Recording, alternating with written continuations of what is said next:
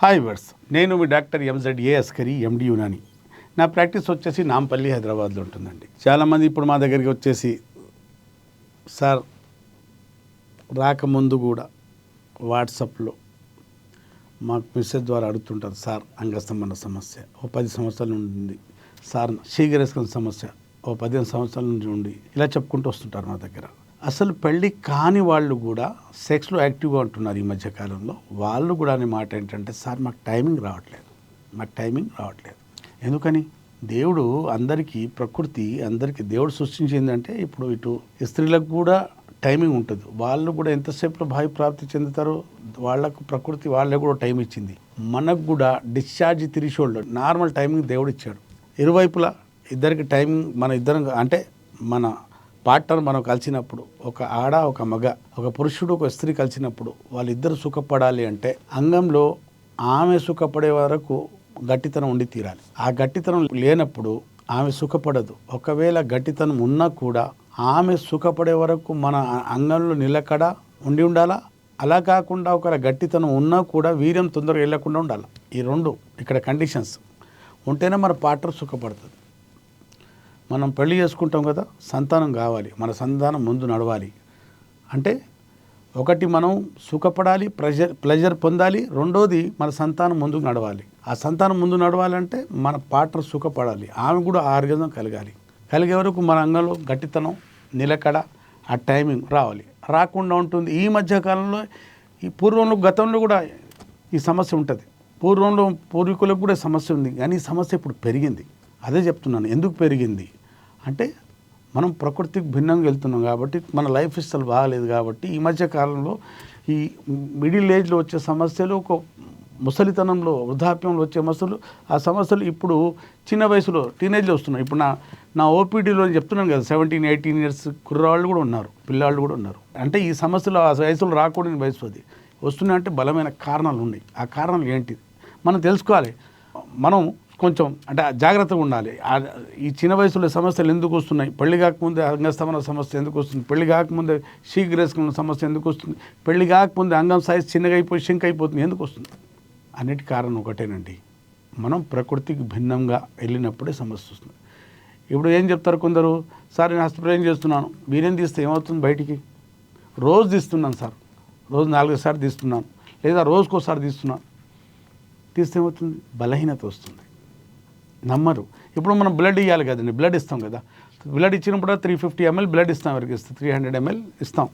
మరి రోజు ఇస్తే చచ్చిపోతాం కదండి, అంతే కదా. కాబట్టి వీరేం ఇప్పుడు రోజు తీస్తున్నాం అనుకోండి, ప్రాబ్లమ్స్ వస్తాయి. సెక్స్ కూడా ఎన్ని రోజులు ఒకసారి చేయాలి, వారానికి 2 times చేయాలి, 4 రోజులు ఒకసారి చేయాలి. అది ఎందుకో, సార్ నేను రోజు చేస్తాను, చేసుకోవచ్చమ్మా. వారానికి ఒకసారి 2 సార్లు ఎందుకు చేసుకోవాలంటే, మన బాడీలో ఒకసారి వీర్యం బయటకు వస్తే మళ్ళీ అంత వీర్యం ఉత్పత్తి అవ్వడానికి 4 రోజులు పడుతుంది. 4 రోజులు ఒకసారి సెక్స్ చేయాలి అంటే వారానికి 2 times. అప్పుడు మనం ఆరోగ్యంగా ఉంటాం. రోజు కూడా చేసుకోవచ్చు, దినం తప్ప దినం కూడా తీసుకోవచ్చు, ఆల్టర్నేట్ కూడా చేసుకోవచ్చు. కానీ అనారోగ్యం వచ్చేసి పైన పడుతుంది, అంటే ఒక వీక్నెస్ వచ్చి పైన పడుతుంది. 30 సంవత్సరాలు పెళ్ళైంది అనుకోండి, 40 సంవత్సరాలు బాగా రోజు చేసామనుకోండి, 40 సంవత్సరాల తర్వాత మనకు చేత కాదు రోజు చేయడానికి, అప్పుడు వయసు పైన పడి ఉంటుంది, అప్పుడు చేయలేము. కానీ అలవాటు మాత్రం రోజు చేసే అలవాటు మన భార్యకి వేసి ఉంటాం. అలవాటు ప్రకారం ఆమెకు కూడా డిమాండ్ చేస్తుంటుంది, నాకు రోజు కావాలి. అప్పుడు నువ్వు చేయలేని స్థితిలో ఉంటాం, మన శరీరం సహకరించదు. ఒకవేళ మనకు డిజైర్స్ ఉన్నా, కోరికలు ఉన్నా, మనకి ఏమో ఇరగదీసుకెంత ఆలోచనలు వచ్చినా, డిజైర్స్ వచ్చినా కూడా శరీరం సహకరించదు. అప్పుడు నరాలు, హార్మోన్స్ ఇవన్నీ సరిగా సవ్యంగా ఉండవు. కాబట్టి ఆమెకు డిమాండ్ ఉంటుంది, మనం రోజు బిర్యానీ తినిపించినాం, ఇప్పుడు తొక్కు తినదు ఆమె. కాబట్టి ఫస్ట్ డే నుంచే మనం మెయింటైన్ చేయాలి, సెక్స్ ఎన్ని రోజులు ఒకసారి చేయాలని. సెక్స్ విషయంలో చాలామంది ఆరోగ్యంగా ఉండాలంటే సెక్చువల్ హెల్త్ కూడా ఆరోగ్యంగా ఉండాలి. మనం బెడ్ మీద సరిగా రాణించినప్పుడు మనం దినంలో మన బిజినెస్, మన ఆర్థిక జీవితం, మన లావాదేవీలు అన్నీ సవ్యంగా సాగుతాయి. రాత్రి ఫెయిల్ అయ్యామనుకోండి, పగలపూట ఫెయిల్ అవుతాం. మన ఆలోచనలు మనం అట్టే ఉంటాయి, సరే రాత్రి నేను ఏం చేయలేకపోయాను, మా ఆవిడ ఏమనుకుందో అని, లేదా అన్నా కూడా అరే ఆమె ఇట్లా అంటుంది కదా, చేయలేని స్థితులు ఉన్నాను కానీ అదే మనోవేదన కుంగుబాటుతూ ఉంటాడు ఒక మగవాడు. కాబట్టి సెక్స్ పరంగా ఆరోగ్యంగా ఉండాలంటే వారానికి ఎన్నిసార్లు సెక్స్ చేయాలి, వారానికి 2 సార్లు చేయాలి. పెళ్లి కాకముందు హస్తప్రయోగం చేయకుండా ఉండాలి. చేస్తున్నారు, ఎప్పుడోసారి ఏదో ఒకటి చేసుకున్నాడు, డైలీ చేస్తున్నాడు, ఒక్కొక్క ఉద్యమంలో చేసుకుంటున్నాడు హస్తప్రయోగం. ఇవాళ నా జనరల్ టాపిక్ అసలు ఎందుకు మాట్లాడాలనుకుంటున్నానంటే, పిన్న వయసులో వచ్చేసి మా దగ్గర పిల్లలు కూర్చుంటున్నారు. దీంట్లో అమ్మ నాన్న తప్ప అంటే నాన్న తప్పే నేను అంటాను. ఎందుకంటే బాబు, ఒక అమ్మాయి పెద్దగా అవుతుంది, ఒక అమ్మాయి పెద్దగైనప్పుడు ఆమెకు ముట్లు వస్తాయి, మెన్సెస్ వస్తాయి, నెలసరి వస్తుంది. కాబట్టి నెలకు అమ్మ చెప్తుంది ప్యాడ్ పెట్టుకోవాలి, అమ్మ నెలకు ఒకసారి ప్యాడ్ పెట్టుకోవాలి, 3 రోజులు 5 రోజులు 7 రోజులు వస్తాయి, అమ్మ చెప్తుంది, అమ్మ గైడ్ చేస్తుంది. కానీ ఒక బాబు పెద్దగైన తర్వాత వాడికి వీర్యం వెళ్ళేటప్పుడు ఓ తండ్రి గైడ్ చేయడు. అప్పుడు ఫ్రెండ్స్ ఏం చేస్తారు, వాడికి మిస్గైడ్ చేస్తారు, ఏదో ఒకటి చెడు అలవాట్లకు చెడు వ్యసనాలకు వాడికి బానిస చేసి పడేస్తారు. వాడు ఏం చేసుకుంటారు, హస్తప్రయోగం చేసుకుంటూ అలాగే బూత్ సినిమాలు పోర్నోగ్రఫీ చూసుకుంటూ ఎదుగుతుంటాడు. అలాగే టీనేజ్ నుంచి పెళ్ళి అయ్యారు అలాగే చేసుకుంటాం వల్ల రేపు పెళ్ళికి వచ్చే వరకు అంగస్తంభన తగ్గిపోతుంది, సెక్స్లో టైమింగ్ శీఘ్రస్కరణ సమస్య వచ్చి పైన పడుతుంది, అన్నీ పైన పడతాయి. అప్పుడు పెళ్ళికి వెళ్తున్నప్పుడు భయం వేస్తుంది వాడికి, అరే నేను చాలా పొరపాటు చేశానేమో, ఇప్పుడు నాకు సెక్స్ అంటే భయం వేస్తుంది, టైమింగ్ రావట్లేదు, అంత గట్టితనం లేదు, ఆమెకు సుఖపెట్టి అంత గట్టితనం రావట్లేదు, ఇప్పుడు ఏం చేయాలి, తర్జన భర్జన బాధపడుతుంటాడు. తండ్రి చెప్పాలి. ఒక తండ్రి ఏం చెప్పాలంటే 13 years నుంచి 23 years వరకు ఒక తండ్రి కాపాడుకున్నాడు ఒక బాబును కొడుకుననుకో, వాడి జీవితం బాగుంటుంది. ఎలా చదువుకోవాలి, ఎలా ఉండాలి, ఎలా మెలుసుకోవాలి, ఎలా కదులుకోవాలి, మా అమ్మాయిల దగ్గర వెళ్ళకుండా ఉండాలా, అంటే వ్యభిచారం చేయకుండా ఉండాలా, హస్తప్రయోగం చేయకుండా ఉండాలా, బూత్ సినిమాలు పోర్నోగ్రఫీ చూడకుండా ఉండాలి అని ఒక తండ్రి చెప్పాడు అనుకోండి, ఆ 23 years వరకు మంచి ఎడ్యుకేషన్ గురించి గైడ్ చేసాడనుకో వాడి భవిష్యత్తు బాగుంటుంది. ఆరోగ్యపరంగా, సెక్స్ పరంగా అన్నీ బాగుంటాడు, ఎడ్యుకేషన్ పరంగా కూడా బాగుంటాడు, అన్నీ బాగుంటాడు. వాడికి ఒక తండ్రి 13 సంవత్సరాల నుంచి 23 సంవత్సరాలు ఈ 10 సంవత్సరాలు చూసుకున్నాడు అనుకోండి ఒక కొడుకుని బాధ్యతగా, కొడుకు ప్రయోజకుడు వెళ్తాడు, అనారోగ్యుడు వెళ్ళాడు, మంచి చదువుకొని మంచి ఆరోగ్యంగా ఉండి పెళ్లి చేసుకున్న వాడికి మంచి సంతానం కలుగుతుంది కూడా. ఇలా కాకుండా మనం ప్రకృతికి భిన్నంగా వెళ్ళేసి చిన్నప్పుడు, ఇప్పుడైతే మా దగ్గర 5th 6th నుంచి హస్తప్రయోగం చేయడం మొదలుపెట్టారు చిన్నప్పుడు. ఈ సోషల్ మీడియా ప్రభావము లేదో కొందరు ఫ్రెండ్స్ ప్రభావం, కానీ మొత్తాన్ని మాత్రం చేస్తున్నారు. వీర్యం వెళ్ళకుండానే హస్తప్రయోగం చేసుకుంటున్నారు. హస్తప్రయోగం చేసుకుంటే ఏమవుతుందంటే అంగం సైజ్ పెరగకుండా ఉంటుంది, జననాంగాలు పెరగకుండా ఉంటాయి. టీనేజ్లో 13 నుండి 19 వరకు మన శరీరం పెరుగుతుంటుంది, అవయవాలన్నీ పెరుగుతుంటాయి, అలాగే అభివృద్ధి చెందుతుంటాయి, డెవలప్ అవుతుంటాయి. మన రిప్రొడక్టివ్ ఆర్గన్స్ మొత్తం డెవలప్ అవుతుంటాయి. డెవలప్ కాకుండా అలాగే ఆగిపోతుంది, అంగం చిన్నగా ఉండిపోతుంది, సన్నగా ఉండిపోతుంది. కాబట్టి చిన్న ఏజ్లో హస్తప్రయోగం చేయకూడదు. రేపు పెద్దగా కూడా హస్తప్రయోగం చేస్తే ప్రకృతికి భిన్నమే, అక్కడ కూడా అనర్థాలు రాక తప్ప అంటే కాంప్లికేషన్స్ వస్తాయి. హస్తప్రయోగం చేయకుండా ఉండి బూత్ సినిమాలు పోర్నోగ్రఫీ చూడకుండా ఉంటే వాడికి ఏ సమస్య రాదు. అలాగే కొందరు స్మోకింగ్ బాగా చేస్తున్నారు ఈ మధ్యకాలంలో, చిన్న కుర్రోళ్ళు మందు బాగా తాగుతున్నారు, గుట్కాలు అవి తింటున్నారు. దీనివల్ల కూడా గొనాడోటాక్సిన్స్ చెప్పినాయి, గుట్కా అయినా మీరు సిగరెట్ అయినా టొబాకో అయినా ఇవన్నీ సేవించడం వల్ల ఏమవుతుంది, దాని విష ప్రభావం మనం కోటిల మీద మన ఏమంటారు టెస్టికల్స్ మీద పడతాయి. దాని విష ప్రభావం పడే వరకు ఏం చేస్తే అక్కడ అంగానికి లేపే హార్మోన్స్ ఉత్పత్తి అవుతుంటాయి, అది తగ్గిపోతాయి.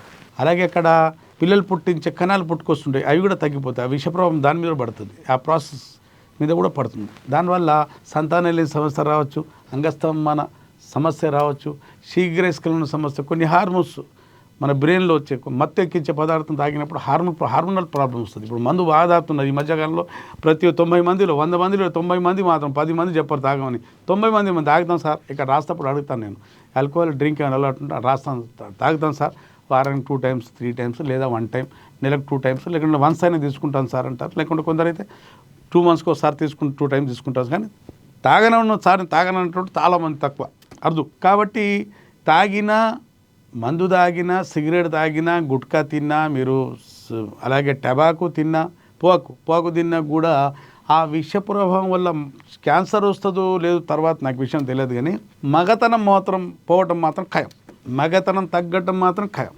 ఎవడికి భూత్ సినిమా చూసినోడికి, హస్తప్రయోగం చేసినోడికి, మందు తాగినోడికి, అలాగే సిగరెట్, గుట్కా, జర్దా, టబాకో, హుక్కా ఇవన్నీ సేవించే వాళ్ళల్లో అంగస్తంభన సమస్య తగ్గుతూ పూర్తికి తగ్గిపోయి అంగం మెత్తగుండి యోనిలో దూసుకుపోయేంత శక్తి దాంట్లో లేకుండా పోవటం వల్ల పర్ఫార్మెన్స్ తగ్గిపోయి చాలామంది ఇబ్బంది పడుతున్నారు, ఆత్మహత్యలు చేసుకుంటున్నారు, విడిపోతున్నారు, విడాకులు అవుతున్నాయి, భార్యమణులు లేచిపోతున్నారు, అక్రమ సంబంధాలు పెట్టుకుంటున్నారు. ఇవన్నీ జరుగుతున్నాయి. ఎందువల్ల మనం బలహీనపడినప్పుడే ఇవన్నీ సమస్యలు పుట్టుకొస్తాయి. మరి ఎందుకు బలహీనపడుతున్నాం?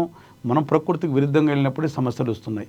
కాబట్టి మనం ప్రకృతికి విరుద్ధంగా వెళ్ళకుండా, హస్తప్రయోగం చేయకుండా, భూత సినిమాలు చూడకుండా, బోర్లో పడుకొని అంగానికి బెడ్డుతో రాపిడి చేయకుండా ఉంటే మన పార్ట్నర్కు మంచిగా సెక్స్ పరంగా సంతృప్తి పరిచే వరకు సెక్స్ చేయగలిగే సత్తా మనలో ఉంటుంది. ఇప్పుడు విన్నారు కదండి, మీలో హస్తప్రయోగం చేసే అలవాటు ఉంటే మీ అంగం సైజ్ పాడైపోయినా, మీ టైమింగ్ తగ్గిపోయినా, మీ అంగంలో గట్టితనం తగ్గిపోయినా, మీ కామ కోరికలు తగ్గినా, మీ అంగం సైజు పెద్దగా ఉన్న అంగం సైజు చిన్నగా అయిపోయినా, దొడ్డుగా ఉన్న అంగం సైజు సన్నగా అయిపోయినా, చక్కగా ఉన్న అంగం వంకరైపోయినా, ఇవన్నిటికీ చక్కటి పరిష్కారము, శాశ్వత పరిష్కారం.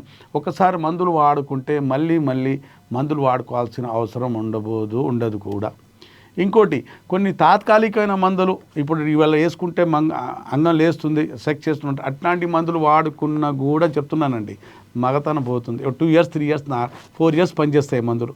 4 years తర్వాత రెసిస్టెంట్ అయిపోయి డాక్టర్లు చెప్తారు, అమ్మ అంగం కోసేసి దాంట్లో సిలికాన్ రాడేయాల్సి వస్తుంది, లేకుంటే ఏం చేయలేమంటారు. ఆ మందులు తాత్కాలికంగా అంగానికి లేపే మందులు వాడుకున్నా కూడా, ఇప్పుడు ఈ మధ్యకాలంలో చాలామంది అమ్మాయిలకు పట్టుకొని ఆ రూమ్లోకి ఈ రూమ్లోకి తీసుకెళ్ళి ఆ రిసార్ట్కి ఈ రిసార్ట్కి వెళ్ళేసి ఆ పార్క్ ఈ పార్క్ వేసి సెక్స్ చేసుకుంటున్నారు. ట్యాబ్లెట్ వేసుకొని మరి దాంతో వీరుడు ఎవడు లేడని బెడ్ మీద రచ్చ చేద్దాం, ఒకసారి వెళ్ళినప్పుడు 3-4 సార్లు 5 సార్లు కలుద్దామని ట్యాబ్లెట్ వాడుకుంటున్నారు. ఆ ట్యాబ్లెట్ వల్ల ఏమవుతుంది, మగతనం పోతుంది. ఆ ట్యాబ్లెట్ వాడుకున్న వాళ్ళు, వాడబోయే వాళ్ళు, హస్తప్రయోగం చేసుకునే వాళ్ళు అందరూ చెప్తున్నాగా, ఏదో ప్రకృతికి విరుద్ధంగా వెళ్ళి హస్తప్రయోగం పోగొట్టుకున్న వాళ్ళు, తన కామశక్తి పోగొట్టుకున్న వాళ్ళు, కామ కోరికలు పోగొట్టుకున్న వాళ్ళు, సెక్స్ అంటే భయం వేసేవాళ్ళు మా దగ్గర తప్పనిసరిగా శాశ్వతంగా ట్రీట్మెంట్ ఉంటుంది. మీరు విన్నారు కదండి, మీరు లోకంలో ఎక్కడున్నా ఆన్లైన్ పెయిడ్ కన్సల్టేషన్ తీసుకొని నాతో మాట్లాడి అసలు మీ సమస్య ఏంటి తెలుసుకొని మందులు తెప్పించుకోవచ్చు. లేదా మీకు సౌలభ్యం ఉంటే నాతో కలిసి ట్రీట్మెంట్ తీసుకొని ఈ సమస్యతో శాశ్వతంగా బయటపడవచ్చు. రేపు పెళ్ళిళ్ళు విడిపోతున్నారు, తెగదెంపులు అవుతున్నాయి, పారాని ఆడకముందే, తోరణాలు ఆడకముందే మన విడాకులు అవుతున్నాయి, లేకుంటే భార్యలు లేచిపోతున్నారు, ఒకరితో అక్రమ సంబంధాలు పెట్టుకుంటున్నారు. సమస్యలు ఈ మధ్య కాలంలో చాలా వినికిడి. ఒకటే చెప్తానమ్మా, మనం వీక్ అయినప్పుడు ఇంకోటి ఇంట్లో దూరుతాడు, సూది సంధిస్తే దారం పోతూనే ఉంటుంది. కాబట్టి అట్లాంటి సందు మనం ఎప్పుడు ఇవ్వకూడదు అంటే, మన శారీరకంగా మనం బలహీనపడకూడదు. అది సెక్స్ టైం కూడా తగ్గించుకొని ఉండకూడదు. చెప్తున్నా, టైం పెంచుకోవచ్చు. మా దగ్గర యునాని మందులతో, వనమూలికలతో ఎలాంటి సైడ్ ఎఫెక్ట్ ఉందా పర్ఫెక్ట్ ట్రీట్మెంటు. మళ్ళీ సమస్య మీ దరిదాపులు రాకుండా ఉంటుంది. ఒకసారి మందులు వాడుకుంటే మళ్ళీ మందులు వాడుకోవాల్సిన అవసరం ఉండదు. మీరు విన్నారు కదండి, మీకు కూడా ఇట్లాంటి సమస్య ఉంటే నాతో సంప్రదిస్తారని భావిస్తూ ఆశిస్తూ ముగిస్తున్నాం.